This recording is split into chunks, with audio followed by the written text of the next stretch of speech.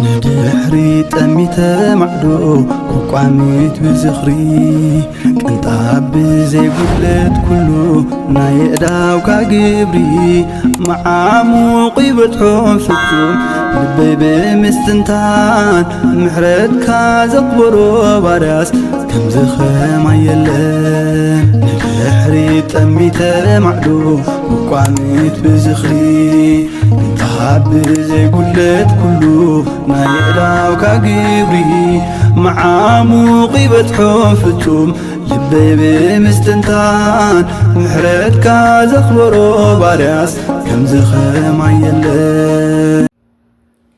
بسم آب وولد ومنفس قدوس أحد أملاك آمين. سلام سدرا እግዚአብሔር ከመይ ውዒልኩም ከመይ ምሽኹም ከመይ ኸ ላብዚ ሰዓትን ደቂቓን ሰንቢትኩም ላብዚ ሰዓትን ደቂቓን ባሪኹን ቅዱስን ብኽሊላ ዝለወጥዕና ክብሪ ምስጋና ንመድኃኔዓለም ይኹኖ።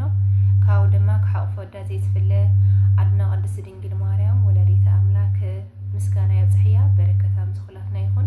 ካብኡ ድማ ብፅሕና ውፅሐኩም ዓመታውን ወርሓውን ተሓስዮም ዝውዕሉ ዝኽሪ በዓላት እንካ ውፅሕኩም ኣውፅሕና። ከምኡ ድማ ወርሓዊ በዓል ኣድና ቅድስቲ ኪዳነ ምሕረት እንካ ውፅሕና ኣውፅሐኩም ናበልክየ። እሺ ለበረከት ልኾን ሓንቲ መዝሙር ክዝምር እየ ብጎልታ አንደበተይ ብስላሴ ኣሚነ በማውራን ኣዴታ ማፂነ ወላዲተ ኣምላክ አንደበተይ ትኹነኒ ካልትጋግኹ ካጌጋይ ኣርሙኒ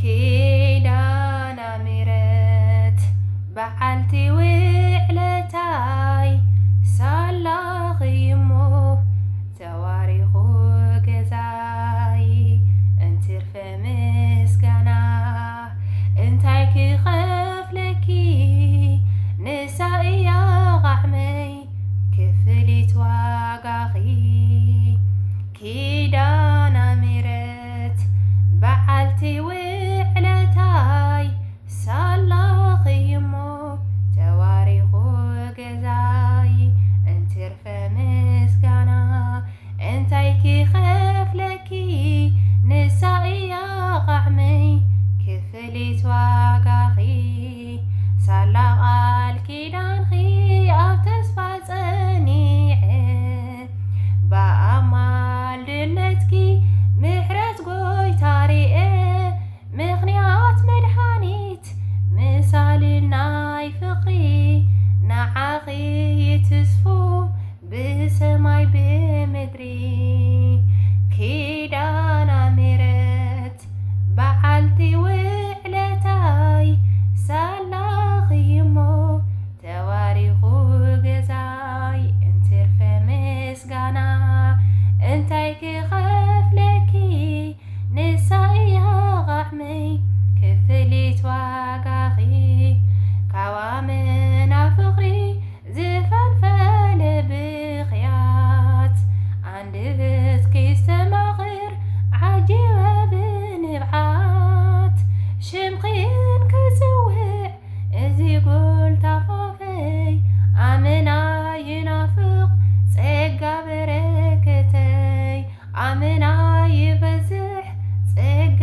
በረከተይ ኪዳነ ምሕረት በዓልቲ ውዕለታይ ሳላኽይሞ ተዋሪኹ ገዛይ እንትርፈ ምስጋና እንታይ ክኸፍለኪ ንሳእያ ቃዕመይ ውህብተይ ዋጋኺ ዘመኑ ኸፍዩ ኾይኑ ኣካሒዳ ምድሪ ብልምልሙ ኾይኑ ምድሪ ባዳ ንስኺን ከለኺ ተስፋ ናይዛ ምድሪ ከመይሉ ይትርፍ ኮንተ ኾይኑ ጻሪ ኪዳነ ምሕረት በዓልቲ ውዕለታይ ሳላኽይሞ ተዋሪኹ ገዛይ እንትርፈ ምስጋና እንታይ ክኸፍለኪ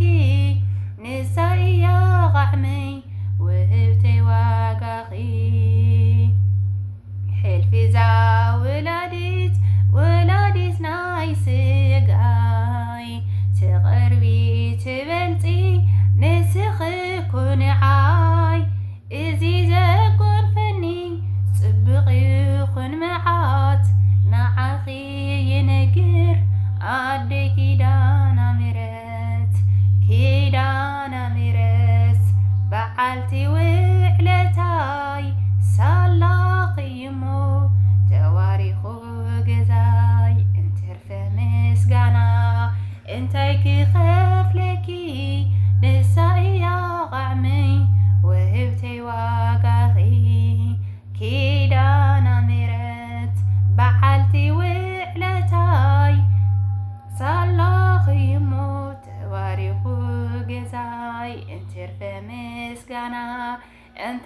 ክኸፍለኪ ንሳይ ኣቕዕመይ ክፍልት ዋጋኺ ኣሜን። ስለ መዝሙሩ ናይ መዝሙር በዓል ቤት ዝኾነ እግዚአብሔር ኣምላኽና ዘተኸበረን ዘተመስገን ይኹን። ብለውዳእኹን ብለንጠኹን በአብ ቅዱሳን ትወን መላእክት ይተአረምልይ። ብስዋት እግዚአብሔር ወን ወላዲት ድንግል ወደ መስቀል ኩር አሜን።